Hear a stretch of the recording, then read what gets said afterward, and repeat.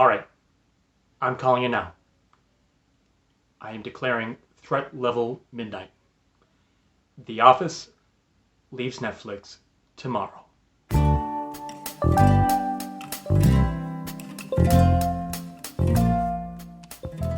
Hey, I'm John with the Autistic Pro, and on this channel, we share stories of autism in the workplace to help spread awareness of autism and to promote a culture of neurodiversity. So if you're new to the channel, make sure that you hit the subscribe button down there and make sure that you also share with a friend so that way we can get these stories out to the people who need to hear them.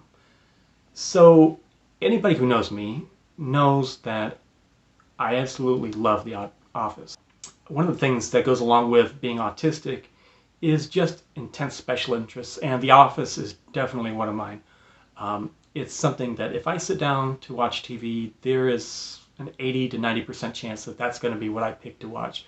And if, just in normal conversation, I just drive people crazy with quoting The Office in different situations. And sometimes it's almost like just the language that I speak is just Office quotes.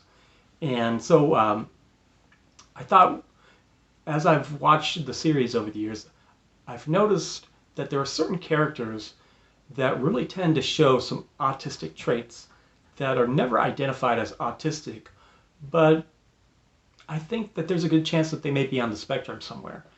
And so there's a few characters that I think fall into this category, varying in range of severity, including Michael, Dwight, in some ways Angela, maybe not in all ways, and the one that I want to talk about today, which is Erin. So for those of you who don't watch The Office very regularly, Erin is the receptionist that takes over for Pam in the middle of the series. And so she's known for being kind of quirky and for being maybe a little bit literal with things. I want to break down just some of the traits that I see in her, and if you agree or disagree, let me know in the comments and we can have a discussion. All right, so let's get into this. All right, so trait number one that I notice in Erin is being super literal. So with autistic people, a lot of times things like sarcasm or idioms can just kind of fly over their head. And this is something that we definitely see time and time again with Erin. For me, the most notable example of this is a scene where she's taking pictures and she has a disposable camera, and then after taking the pictures, she literally disposes of the camera and has a talking head where she wonders why they call them disposable cameras and talks about how wasteful it is. So most people would understand that it's disposable after you develop the pictures, but for her, this is something that she took super literal. The next autistic trait that I see in Erin is her lack of understanding of social norms. So all throughout this series, she does and says things that just seem a little bit off to the rest of the office and usually has them kind of scratching their heads. And so, this is really common among autistic people. So for most people, you grow up, you're in society, and you just learn all of these unspoken rules and norms for what to say, how to say it, and, there may be an outlier every so often, but, generally you have an idea of how to operate in society. For Erin, it's just not so cut and dry. So, for instance, during that same episode in Season 6, Secretary's Day, she's trying to initiate a conversation with Michael, and she really desperately wants to connect to him, and he's being very cold to her, and she just asks a series of just really unusual questions that, any other person might just think is odd. So, for instance, she asks, what decade would you have wanted to be a teenager in? And then she answers her own question by explaining how she would want to be a teenager in the 1490s and gives this detailed historical answer. And then a little later in the conversation, she's still struggling to initiate this conversation and connect. And she asks Michael if he has a favorite month or a favorite day. And again, she answers her own question by saying that her favorite month was April when she was 7. So again, really very specific and kind of an unusual question to ask, and an unusual way to answer her own question. That just really shows that she just doesn't quite understand those norms. And there are lots of other examples. So another example is during one of the office Christmas parties when Andy brings in his new girlfriend, and and Erin is having trouble with accepting this, and is very drunk, and just starts getting really close into the character Jessica's personal space, and starts touching her hair and doing some things that that by Western culture would be judged as inappropriate. So again, just a lack of awareness of these norms.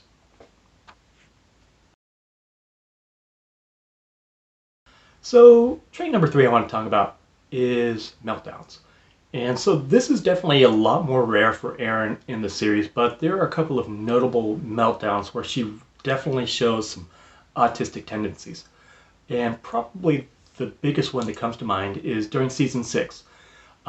During season 6, on Secretary's Day, Michael is kind of coerced by Andy into taking Erin out for lunch. And at that lunch, she learns that Andy has been engaged to Angela previously, which apparently she had no idea about. And so after hearing that news, she has kind of an unusual reaction where she basically just has a meltdown, and you see a lot of autistic tendencies coming out then. So first thing she does is she kind of takes her hair down, she puts it in front of her face and and tells Michael, "This was my room," and starts making some kind of groaning noises and some things like that, and trying to really just kind of check out.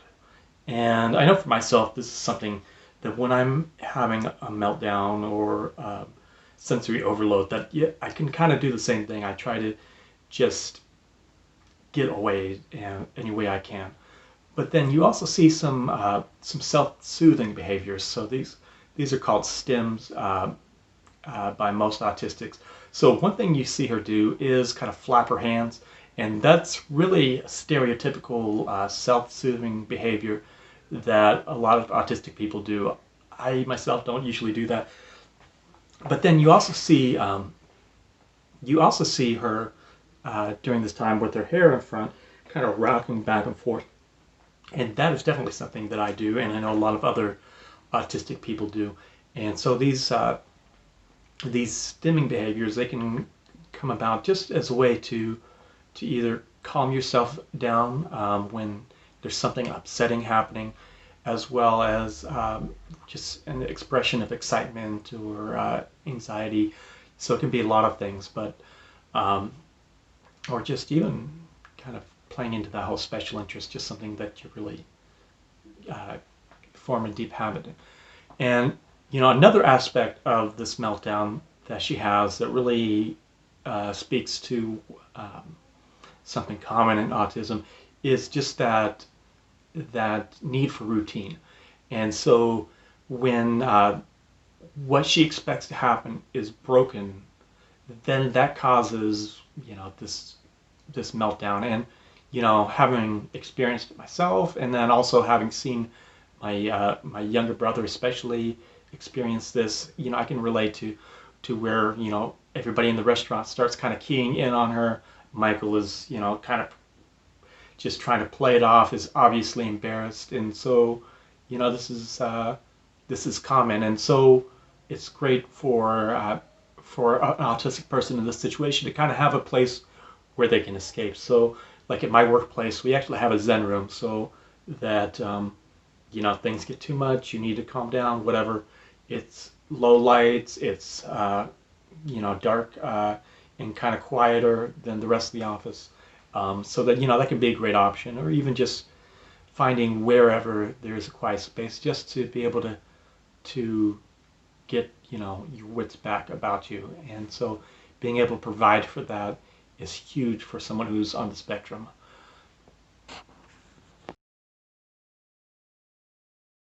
So the last autistic trait that I want to talk about with Erin is her difficulty in dealing with change.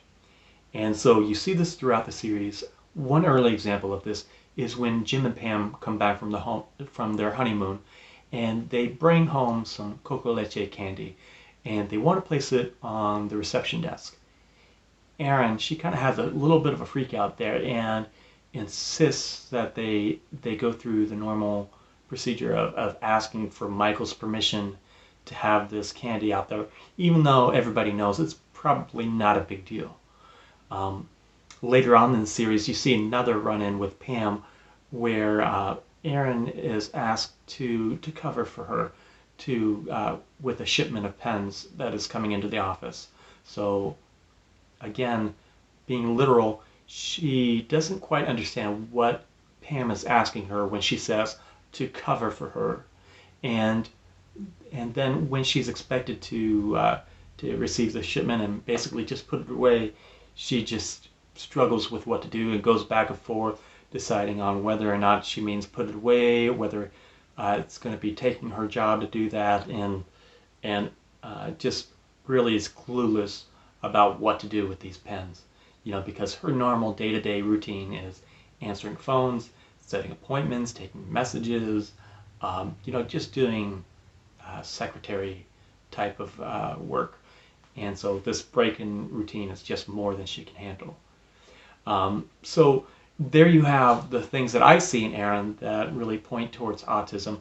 I'd love to hear what you think, and especially if you think there are any other characters in The Office that also show signs of autism.